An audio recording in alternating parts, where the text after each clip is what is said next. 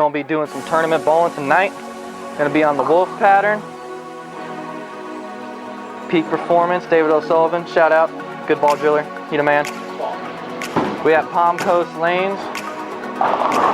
This place is really nice, got everybody here.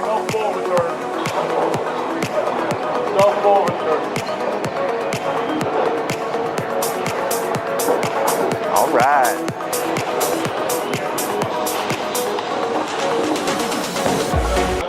This is Matt Gasson. He did very well tonight. He was also featured on Facebook for one of my videos from before. Made me famous. I might be overreacting a little bit. There's Kenny. Another Kenny. Hey, you want to know a cool story about Kenny? He just won 5 G's in the bank. Knocking a dead, averaging 260. Yeah. Kenny's a little nervous. He smiles when he's nervous, but he aight. He aight. So we got the Matchup Black Pearl, Resurgence, Gold IQ, Tank Blitz, Desert Tank, Sniper for the Spayers. And we got ourselves the dirty trio, the Three Musketeers, the Black Hammer, the Purple Hammer, and the original beauty herself, the Blue Hammer. So should be a good combination for the night.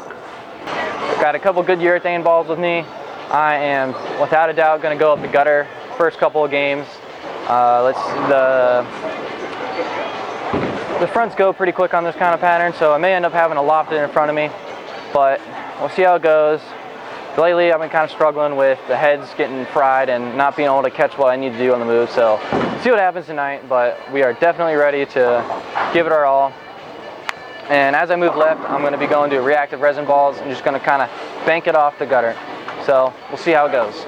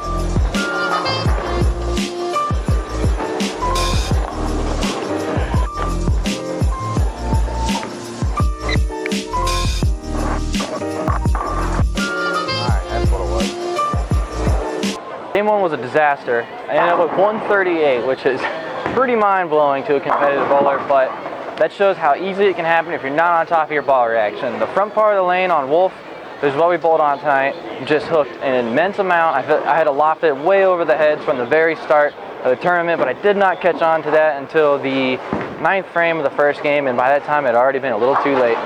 So I threw the blue hammer at first to try to get a little closer to it, but ultimately the front's hooking too much is what stopped me. It gave me a terrible over-under. At the end of the game, I ended up throwing the black hammer, did really good in 10th frame, and 138. No matter how much you practice, sometimes you give it your all and you just don't come out on top. And then whenever I got it to my break point, it ended up just overhooking. So it was like, I went to lofting the ball in the 10th frame and it worked much better. But man, that was brutal.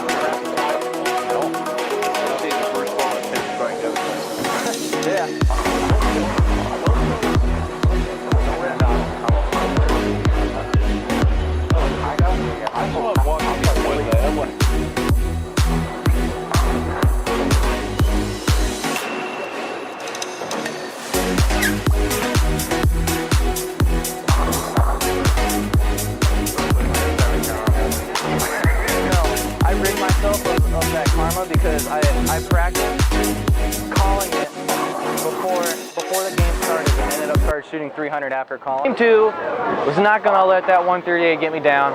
I ended up keeping the loft, stayed in the same spot generally with my feet, had 11 out of 12 strikes that game for 258, much better ball reaction, just missed the move going into the game 1. So recap, I lofted it and it ended up going way better for 258 game 2. All right, on to game 3.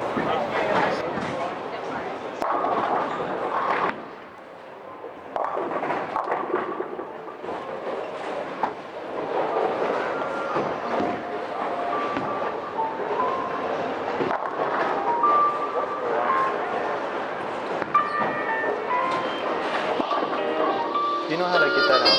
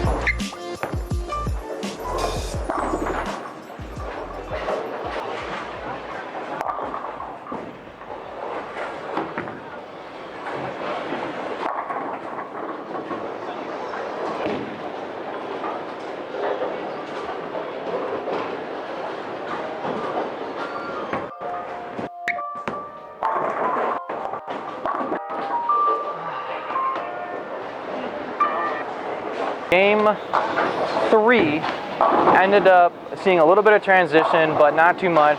Got a little caught up in carry in the first 2 frames. Ended up switching to the purple hammer from the black hammer.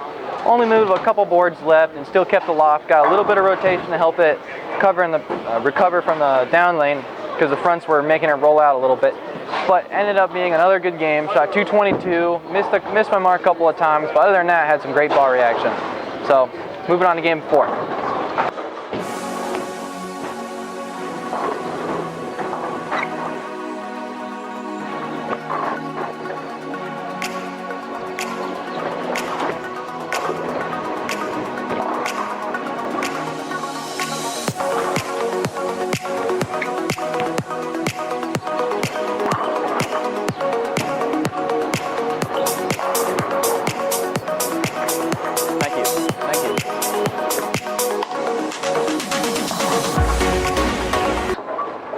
Game 4, just got done with it.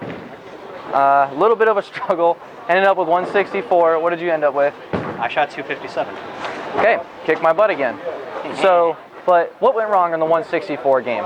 On a short pattern, let's see. I ended up with the purple hammer, like I ended the 3rd game with. I was lofting it way over the fronts, giving it some rotation, but the ball just started rolling out. So I went to the tank blitz, and it ran out of energy on me. Then I ball changed again to the matchup black pearl. Had it way too surface, got a little too overzealous with the sanding pads earlier today. So that ball rolled out. Needless to say, I left about, I think, 6 10-pins that game.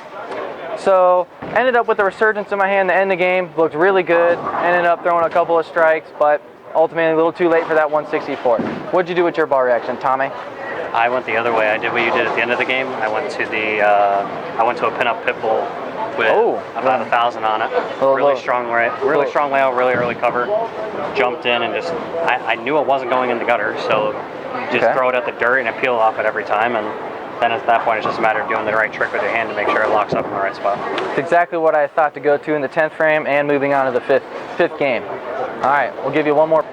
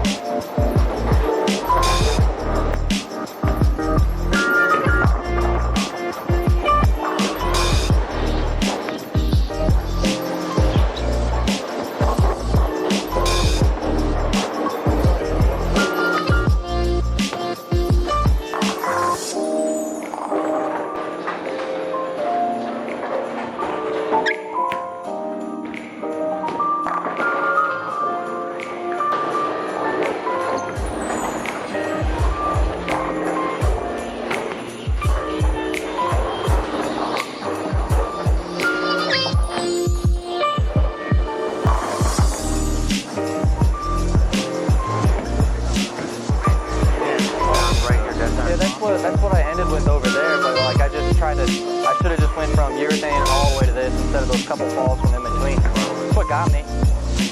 Otherwise, to be honest, I feel like I probably would have.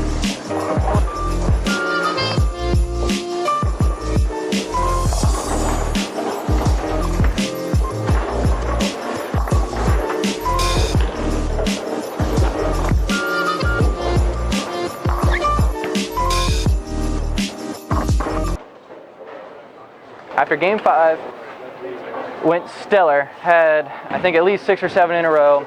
I ended up throwing the resurgence the whole game, played the big curve as you saw, and it ended up going great. Shot 250, coming from -18 after a rough tournament so far. So I ended up plus 32. Still averaged over 200 with a 138. Hey, in my book, that's still a win. Sometimes you don't come out here and you don't win, but something that's most important that a lot of bowlers and a lot of people don't take into consideration is you can still learn no matter how bad the event goes. You can still learn no matter how good the event goes. And not only that, it's more important to leave a good impression of yourself, to let everybody have fun around you while you're bowling. So it's better to have fun at it. Sometimes it doesn't go the way you want. As a bowler, I'm confident in myself. I've won this tournament plenty of times, but tonight wasn't my night.